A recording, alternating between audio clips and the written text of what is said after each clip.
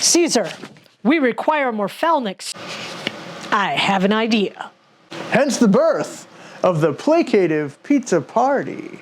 After all, why give your employees what they need when you can give them pizza?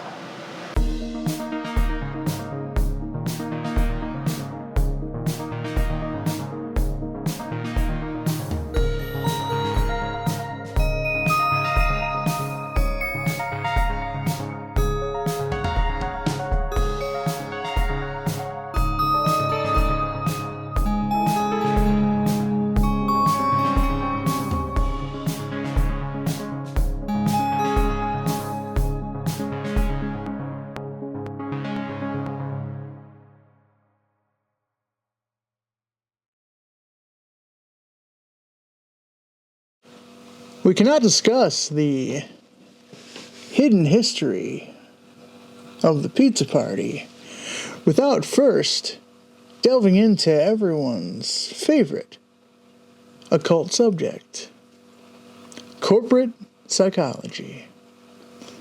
The trappings of corporate policy can be seen in all layers of society. After all, what is a meeting, if not a ritual?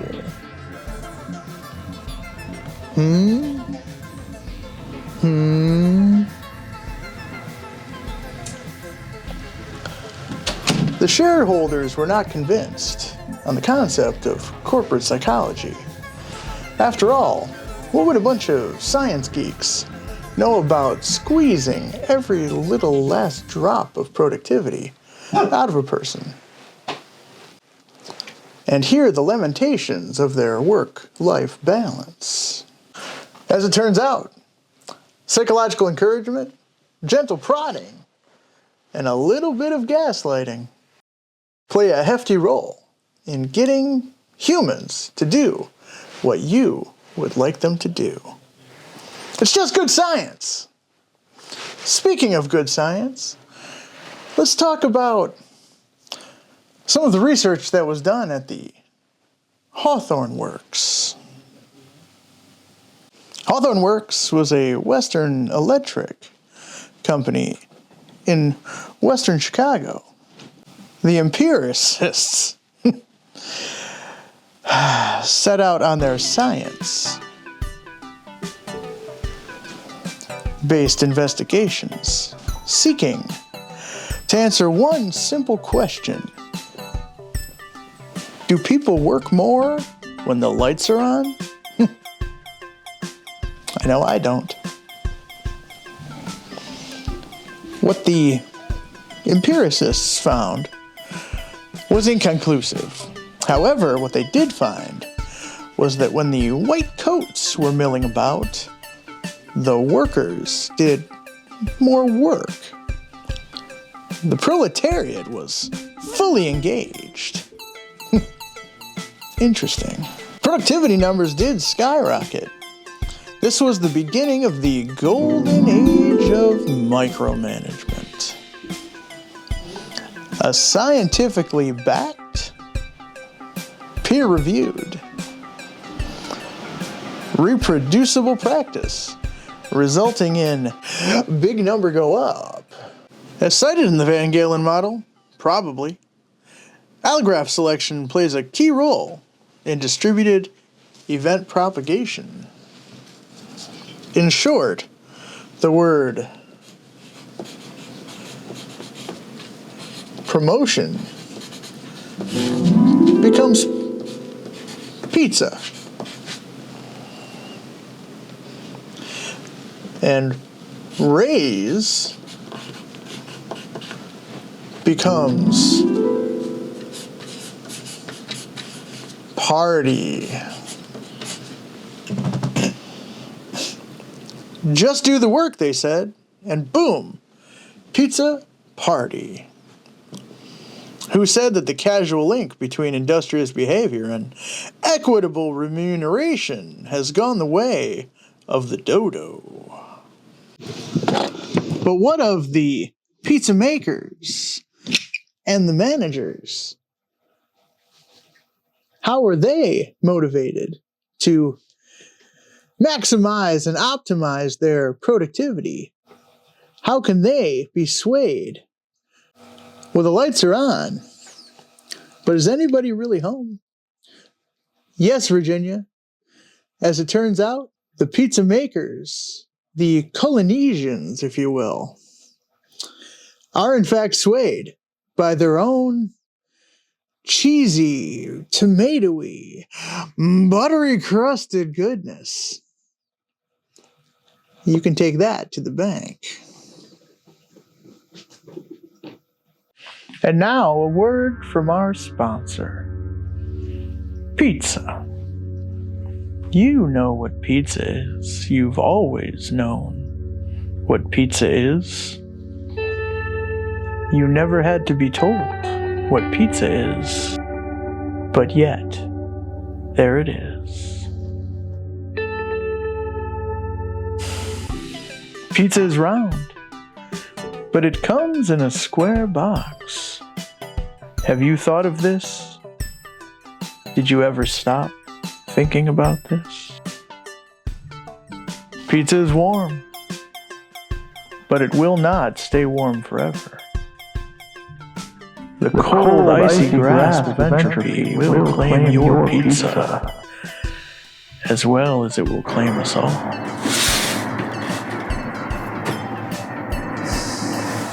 How long this warmth will last is not information that is available to you. Try the Shareholders Special. It's just pizza. It's always been just pizza.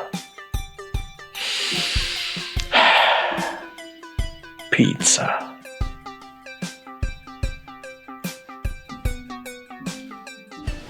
The shareholders, having discovered that pizza can be an adequate substitute for compensation, developed a system of distribution called the PPI, the Pizza Pizzazz Index. Honed and lovingly curated by Jack Welch. To be distributed widely through corporations, family businesses, and academia alike. The index is simple. The top 20% of the producers get a special organic, gluten-free sourdough pizza with artisanal sauce. Any topping that they want, so long as it does not exceed $3.95. They may also take an entire afternoon to eat, as long as they remain productive.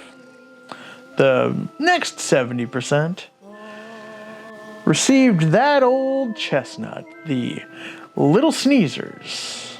They won't complain, they won't beg, and they won't spend more than half an hour away from their precious productivity to eat that pizza.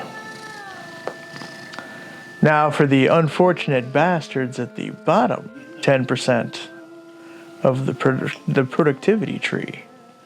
Well, they get an uncrustable and a cup full of dirty water, provided that such an exercise will not affect their productivity. Any wage serf who does not accept the uncrustable of peace and harmony will be placed on a performance improvement plan. And sure, I know, not everyone can eat peanut butter and exist.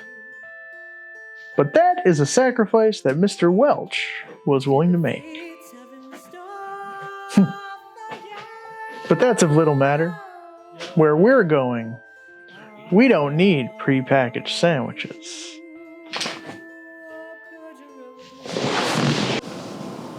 The pip, or the prelude to a kiss-off, does precious little to motivate the bottom 10% of the workers. But what it does do is let you know they are watching. And watch they do. As the science geeks at the Hawthorne place understood, a watched worker is a productive worker. But they couldn't ever dream of how much their discoveries would affect the landscape of the corporate world. The phrase pip, one might think, comes from the Latin pede in porta, or foot out the door. But in actuality, that phrase has a far more sinister origin. Lorem Ipsum. This is my performance improvement plan. As defined by Dr. Lorem Ipsum, complete with SMART goals and a 97-step improvement plan. And so, the hidden history of the pizza party. Ancient as civilization, as refined as scientists in lab coats. Perfected by shareholders. Distributed by a man named Welch. And documented thoroughly by one Dean Lorem Ipsum in 13 nauseating pages. I received the uncrustable. It was crunchy peanut butter. I do not like crunchy peanut butter. This has been the hidden history of the pizza party. I'm Dr. Justin Zane of a university. And also remember, be sharp, stay curious, and always dig deeper.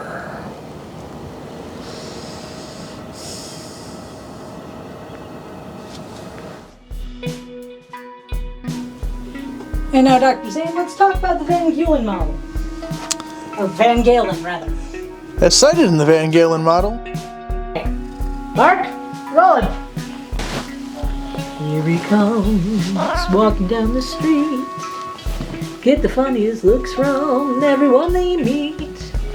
Hey, hey, it's a Samwise. People says he getting around, but he's too busy running to run anybody down.